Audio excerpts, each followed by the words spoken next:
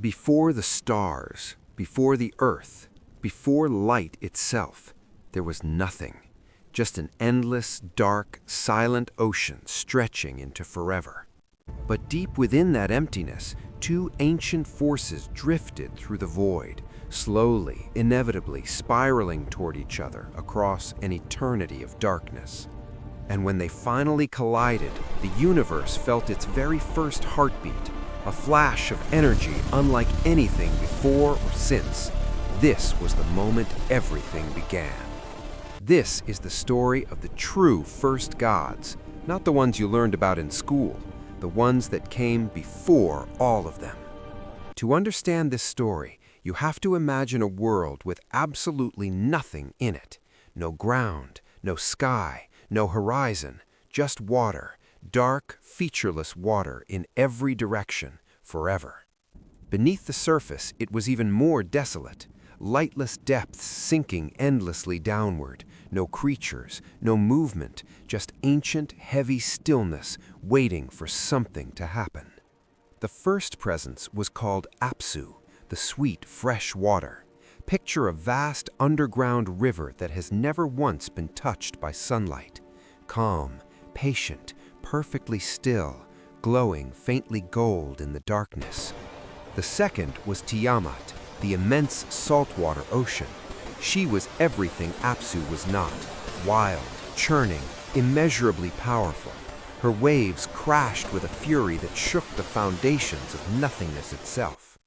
And then they met. Fresh water flowed gently into salt water. Salt water surged into fresh, and right there, at the exact line where they touched, something extraordinary started to glow. That glow pulsed like a heartbeat.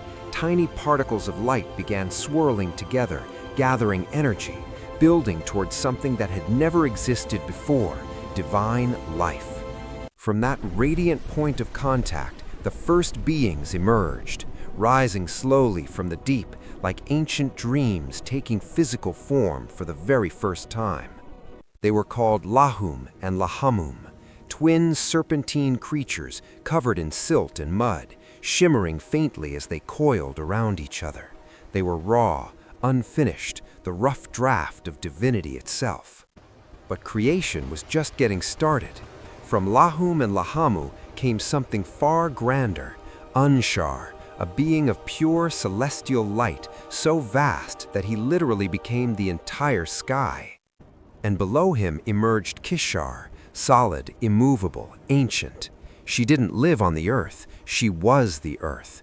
Every mountain ridge, every canyon, every stone was part of her body. Together, Anshar and Kishar formed the very first horizon, sky above, earth below, separated by a thin, luminous line. The architecture of reality was finally taking shape. Then Anshar brought forth Anu, the supreme sky guide, towering, regal, wearing a crown with multiple horns, robed in what looked like the fabric of deep space itself. He was royalty incarnate. And Anu fathered the most cunning god in all ancient mythology, Ea, also known as Enki, the god of wisdom, magic, and flowing water. Brilliant, calculating, and far more dangerous than he appeared. Soon, an entire generation of young gods filled the cosmic waters, radiant, energetic, bursting with creative power. They moved like lightning and celebrated like thunder. They were magnificent and reckless.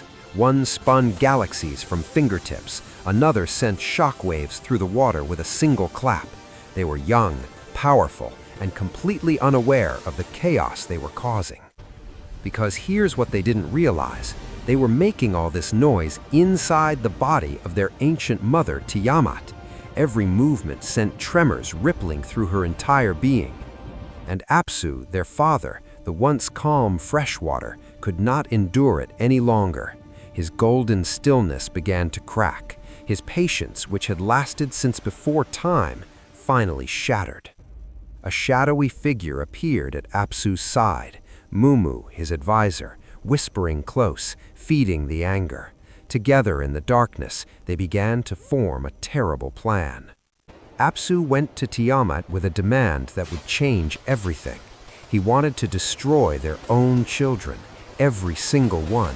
He wanted silence again, even if it meant erasing the gods he had helped create. But Tiamat refused. Her ancient face formed from the ocean itself, enormous, maternal, fierce. These were her children. She would not allow their destruction, not while she still existed. But the young gods, however, discovered Absu's plan, and Ea, the god of wisdom, understood that hesitation meant extinction. He had to act first. He had to act now. So Ea began to weave a spell. Golden threads of magical energy materialized from his fingertips, braiding into intricate patterns of cuneiform light, beautiful and absolutely lethal. The spell wrapped around Absu like chains, pulling him into an enchanted sleep so deep that he would never wake up. The primordial father of all things lay helpless, fading, dying. And then Ea ended it. One precise strike of magical force through Absu's heart, and the golden light that had existed since before creation itself went dark forever. The first god was gone, dissolved back into lifeless water, and with him went the last trace of the original stillness that had once filled all of existence. There was no going back. But Ea didn't mourn.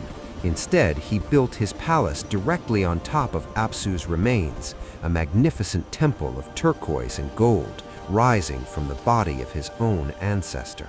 And inside that palace, within its most sacred chamber, a blinding light appeared, growing, intensifying, taking the shape of someone who would reshape the entire universe.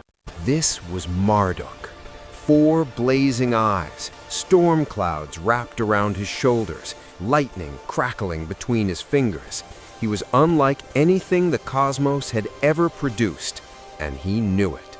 Meanwhile, Tiamat had learned what happened to Absu, and the grief hit her like a tidal wave. Her vast ocean form began to darken, to churn, to transform into something terrifying.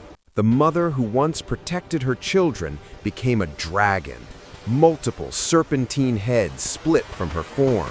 Enormous fangs of crystallized salt grew from her jaws. Her eyes burned with ancient fury. She raised an army of 11 nightmarish creatures from the deep. Serpent dragons, scorpion men, lion demons, venomous fish warriors. Each one more terrifying than the last. Each one hungry for revenge. These weren't ordinary monsters. The serpent dragon dripped fire from its jaws. The scorpion man's claws could shatter mountains. The lion demon's mane was made of living shadow. This army was built to end everything. And Tiamat chose a champion to lead them, Kingu, a powerful warrior in dark bronze armor. He knelt before her, ready to carry out her vengeance against every god who had betrayed her. She placed the Tablet of Destinies on his chest, the most powerful object in existence. Whoever held it could control the fate of the entire universe, and now Kingu had it. The older gods were terrified. Anu couldn't face her. Ea couldn't face her. One by one, every god in the Celestial Council turned away in fear. No one was powerful enough. No one except Marduk. He walked through the cowering gods like a storm cutting through silence. 4 eyes blazing, lightning trailing from his hands. He was ready. But Marduk had a condition. If he fought Tiamat, if he risked everything, then his word would become law. He would rule supreme over all gods forever. And they agreed. He summoned weapons forged from pure divine energy, a bow of lightning, an arrow of thunder, a net woven from wind and light, and the 4 winds themselves circling him like obedient soldiers. Then he rode his storm chariot into the abyss, trailing lightning across the cosmic void, heading straight toward the darkest horizon imaginable, where Tiamat and her army waited. And there she was, hundreds of times larger than him, her monstrous head swaying, her army of horrors flanking her like living shadows. The ultimate confrontation between creation's champion and its furious mother. Tiamat opened her enormous jaws, and Marduk seized the moment. He hurled all four winds directly into her mouth, her body inflated, trapped, immobilized by the raging storms inside her. Then, with perfect precision, he drew his thunderbolt arrow and released it. A streak of white-hot light pierced straight through Tiamat's heart. The primordial mother of all things fell silent, and from her body Marduk built the world. He split her in two. The top half became the dome of the sky, stars igniting across its surface. The bottom half became the earth itself. From her eyes flowed two great rivers, the Tigris and Euphrates, carving paths across the new earth. Her tail curved across the sky and became the Milky Way. Death became life. Destruction became creation. Then Marduk turned to Kingu. He took his blood and mixed it with clay from the new earth. And from that mixture, he shaped the first humans. You, me, all of us, made from the blood of a fallen god. This story was carved into 7 clay tablets over 3,000 years ago and recited every new year in ancient Babylon. While every other mythology gets the spotlight, it was here, between two rivers, where humanity first dared to explain everything. And honestly, no one has told it better since. If this gave you chills, subscribe, because next time we are going somewhere even darker, the Mesopotamian underworld.